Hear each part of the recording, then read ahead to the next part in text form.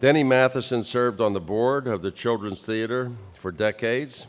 Tonight, Peter Brocious, the director of the Children's Theater, joins us in honor of Denny to present monologues of our defenders based on the Speak Truth to Power play. We are deeply grateful to some of our country's most accomplished actors who are using their gifts to amplify the voices of the RFK human rights defenders. Please welcome Lorraine Bracco, Trevor Donovan, Nikki James, Richard Kine, Kate Mulgrew, Joey Pantaleone, Rosie Perez, Gloria Rubin, and Martin Sheen to the podium.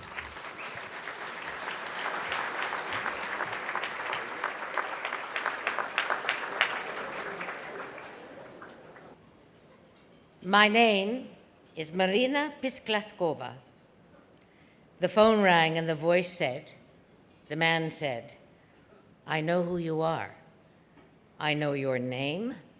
I know where you are located. I know where you live. And I am going to come with some guys and kill you. I started the first domestic violence hotline in Russia in 1993, almost by accident. My son has a classmate, and his mother asked me for advice. When a button fell off her husband's suit and it was not fixed quickly, he took a shoe and slapped her in the face. For 2 weeks, she couldn't go out. She called me one evening, really distressed, her face black and blue. I asked her, why don't you just leave him? And she said, where would I go, Marina? I depend on him completely. So I started thinking that I should refer her to somebody. But there was nowhere to go, nobody to help her. So I started the hotline. And then we started a new program training lawyers in domestic abuse cases. Today, we have 130 offices across Russia. Speak truth to power.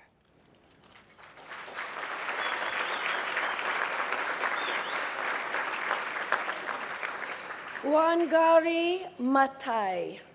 Many women in Kenya do not have firewood. They need fruits to cure malnutrition in their children and clean drinking water. But the pesticides and herbicides used on farms to grow cash crops polluted the water.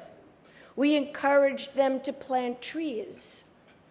We would go and collect seeds from the trees, come back and plant them the way women did with other seeds. Here is the method. Take a pot, put in the soil, put in the seeds. Put the pot in an elevated position so that the chickens and goats don't come and eat the seedlings. We planted more than 20 million trees in Kenya alone, and the Green Black movement has started programs in about 20 countries. This has not made us popular with the leaders. They attack us, attack me. But fortunately, my skin is thick like an elephant's. Speak truth to power.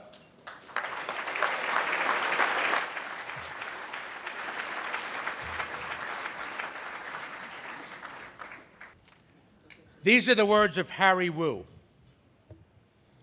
In 1957, while attending university in Beijing, I spoke out against the Soviet Union's invasion of Hungary.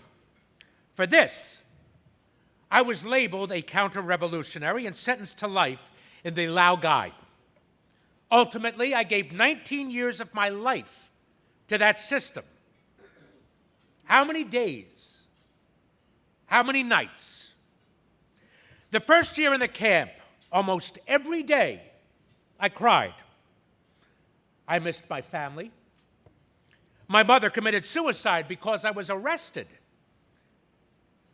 And I think of my girlfriend. I was Catholic, so I prayed. But after 2 years, there were no more tears.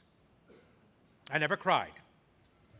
I never thought about my mother, my girlfriend, my future. If I were a real hero like these people I met in camps, I would have committed suicide. But now, I want to see the word Lao Gai, become a word in every dictionary. Lao means labor. Gai means reform. They reform you. Before 1974, gulag was not a word. Today it is. So now we have to expose the word Lao Gai. How many victims are there? What are the conditions the prisoners endure? I want people to be aware of the products made in China by prison laborers, the toys, the footballs, the surgical gloves. I want them to be aware that today, the Chinese people have the right to choose different brands of shampoo, but they still cannot say what they really want to say. Speak truth to power.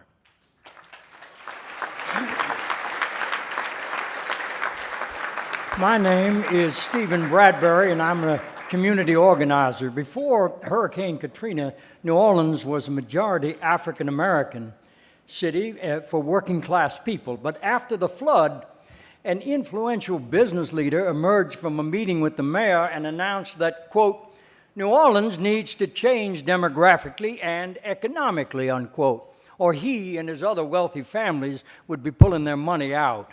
So a plan emerged to take one of the first places in America that an African American could buy a home and turn it into a golf course. Survivors were still fighting through a web of reluctant insurance companies and Kafkaesque federal programs. Developers were ready to level neighborhoods before even asking the residents, what do you want?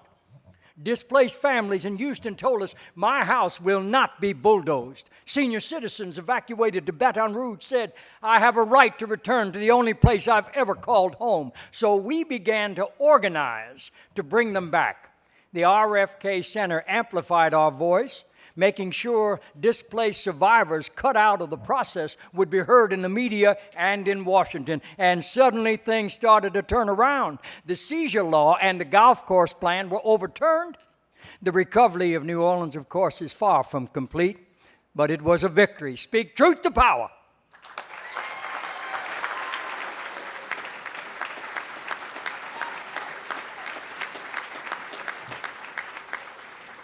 My name is Marian Wright Edelman. One thing I remember about working with Dr. Martin Luther King is how he looked scared.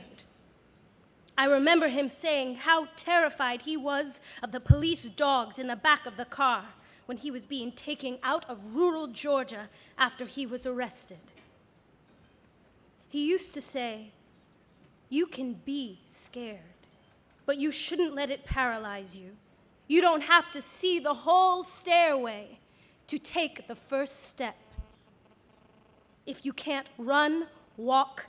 If you can't walk, crawl. If you can't crawl, just keep moving. Just keep moving. Just keep moving. Speak truth to power.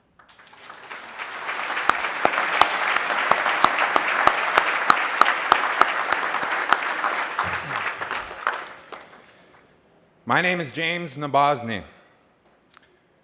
When I was in the 7th grade, kids were calling me fag and queer. I told the guidance counselor who directed me to the principal of the school, and the principal said, I'll take care of it. But nothing changed. One day when I was in the bathroom with my brother, and some kids actually ended up pushing us into the stalls and punching us. And I thought, okay, now it's turned violent and the principal has to do something.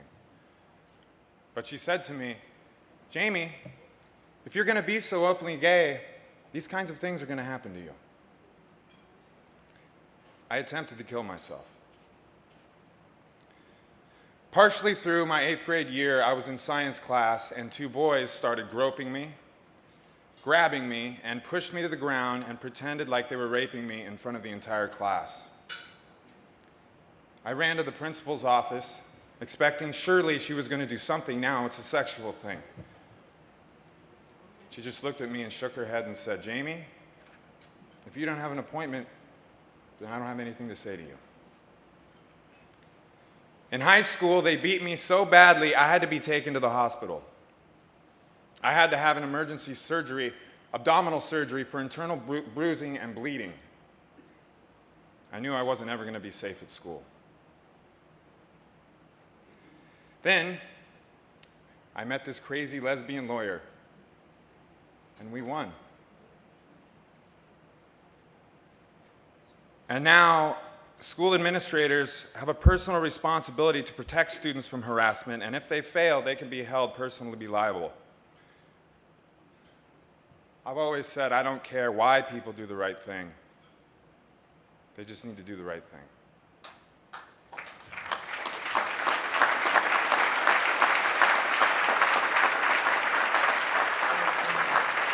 Please join me in thanking these extraordinary actors, and you are, all of you. Thank you. Thank you.